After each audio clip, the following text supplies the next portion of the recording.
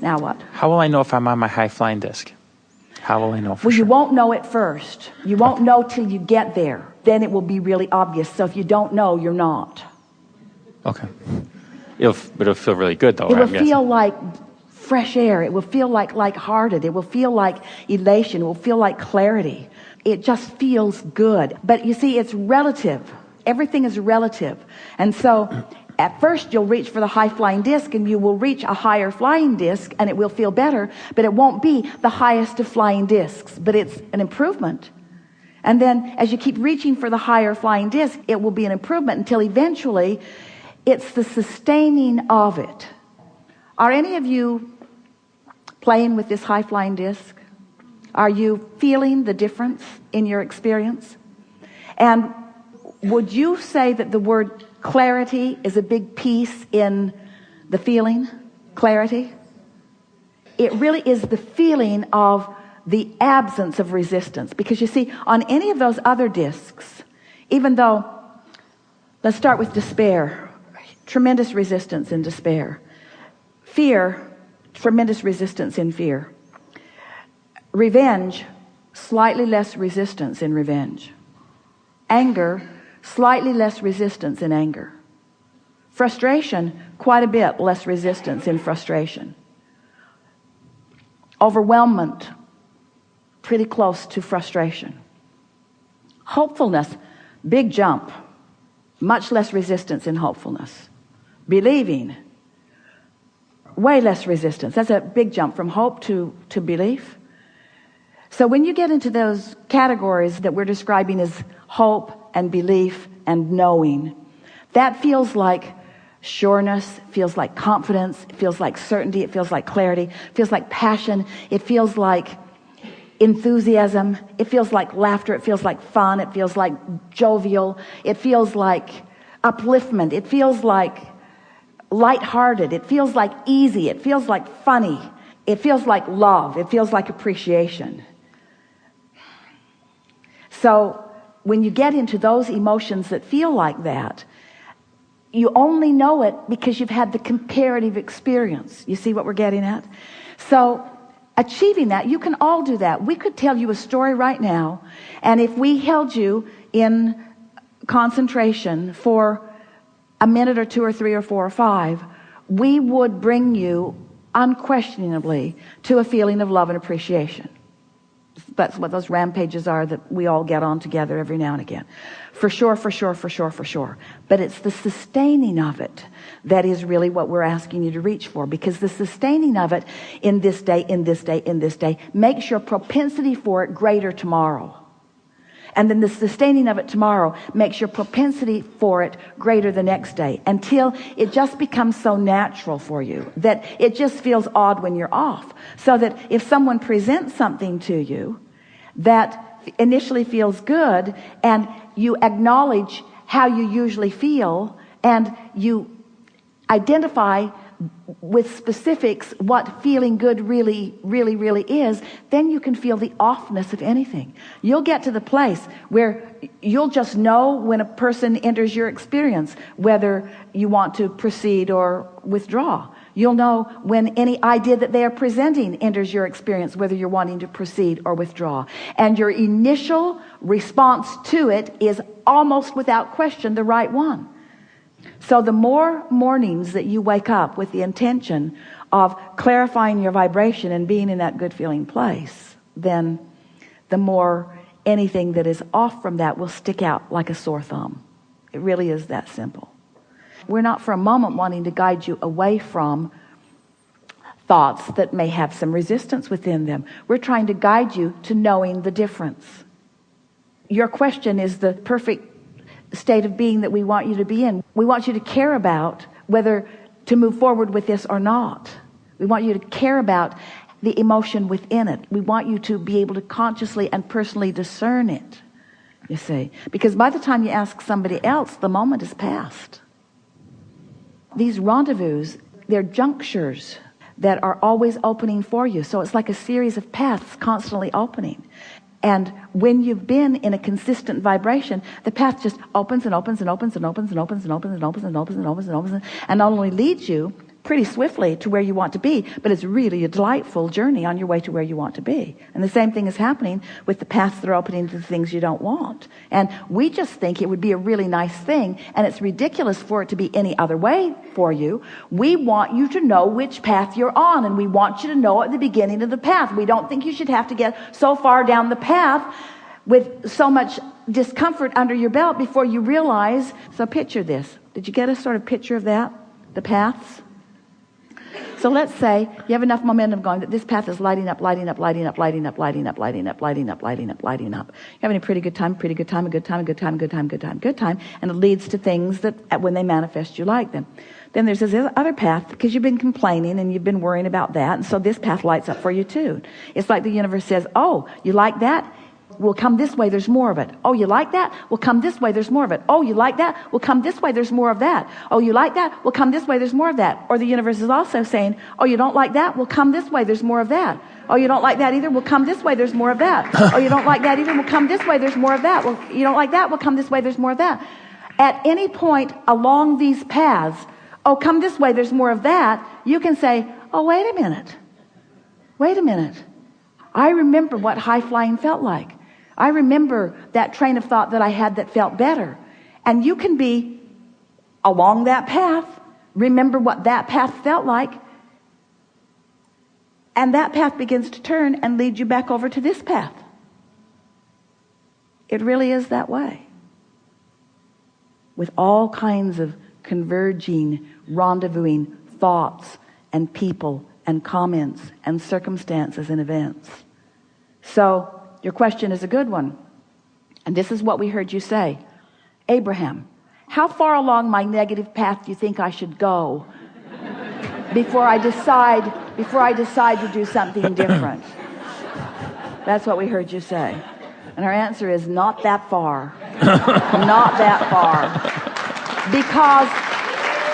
Because there's a momentum in the path.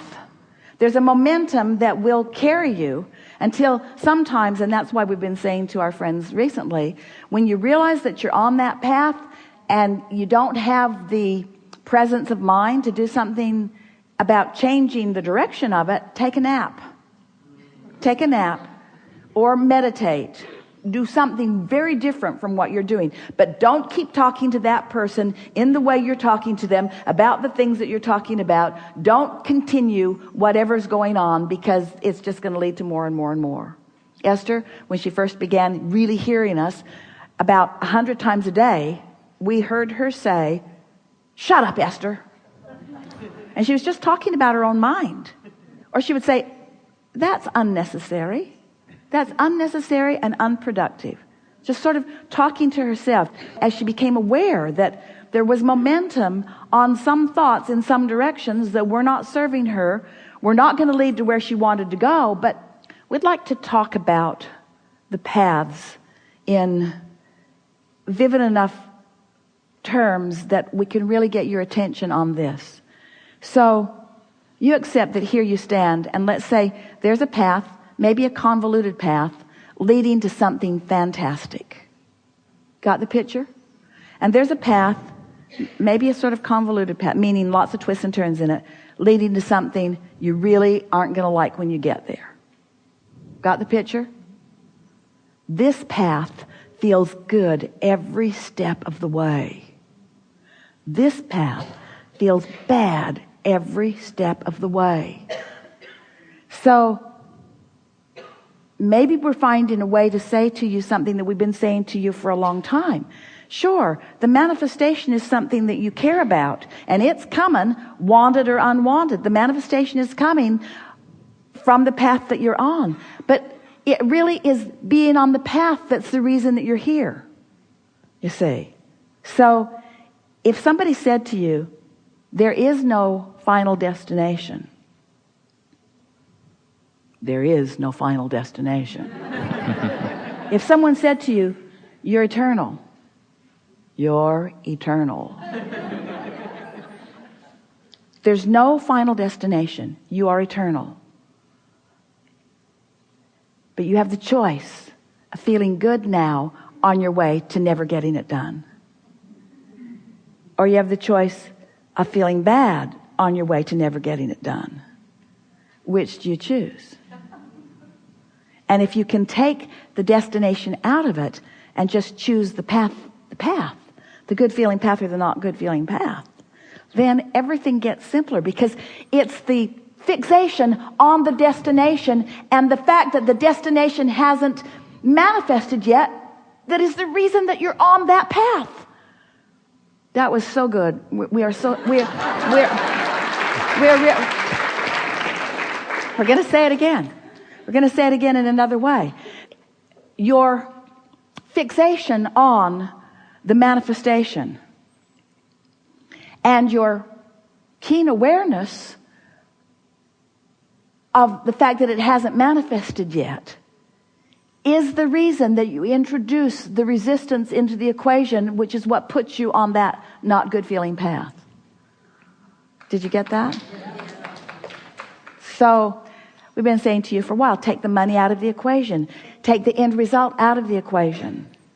And that's what this determination to get on the high-flying disc is. What are you doing today? I'm getting on the high-flying disc. Why? Because I like being on the high-flying disc. Well, but what does that mean? It means I feel really good on the high-flying disc. But where does it lead to? It doesn't matter because I'm on the high-flying disc. Well, why do you do it? Because it feels so good to be on the high-flying disc. But what does it get you? Feeling good on the high-flying disc. But where are you going with that? It doesn't matter because I'm on the high-flying disc. But why do you do it? Because it feels so good to be on the high-flying disc. But where is it leading? Doesn't matter. I'm on the high-flying disc. But where is it leading? To more good feeling things. Like what? It doesn't matter because I'm on the high-flying disc. And we know that just seems ridiculous in this world where you have planned and set goals and been deliberate and gone to school and got grades and have all kinds of people that are analyzing everything that you do in relationship to everything that everybody else is doing. And we say, stop it. Stop comparing yourself to everything and compare yourself to only one thing, which is your relationship with your source. And your source is on the high-flying disc. So this is what we really want to say. Those of you who've been listening to us for a while are about to have a breakthrough. So just sort of focus in here and hear this. So we've been talking to you about the vortex that you've been launching, the vibrational reality. Have you been following that? You know what you don't want, you know what you do want, which causes you to launch a rocket, and it creates this vortex. And today we told you that you've been launching these thoughts and creating these vibrational vortices, these vibrational realities on both wanted and unwanted things. But the source within you, the source from which you came, and the source who has been expanding and evolving as a result of your exposure to life here, has been tending and tuning and orchestrating and tending to this high-flying vortex, which is who you really are, all that you've become. So that the source within you is on that high-flying disc. You could not have asked a better question. How do I know when I'm on it? You come into alignment with who you really are. When you're on the fearful disc, you come into alignment with the fearful thoughts you thought. And you come into alignment with other people who have thought those same fearful thoughts. And you come into alignment with experiences that aren't fun when they come, that bring you fear when you think about them or when you experience them.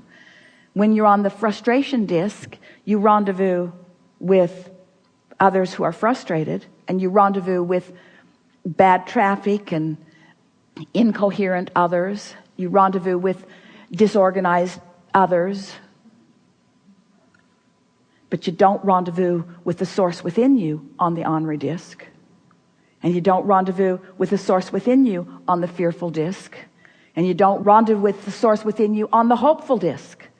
You rendezvous with the source within you on the high-flying disc, you see. That's how you know. That's how you know. When you consistently rendezvous there and you begin thinking thoughts, you begin to feel energy moving through your body. Visceral energy you can actually feel. Esther is sitting, writing on her focus wheel with her magic pen and waving her pen around in the air, and it feels to her as if she has the power of the universe, and she does, at her back, and she does, flowing through her focus toward whatever it is that she is choosing.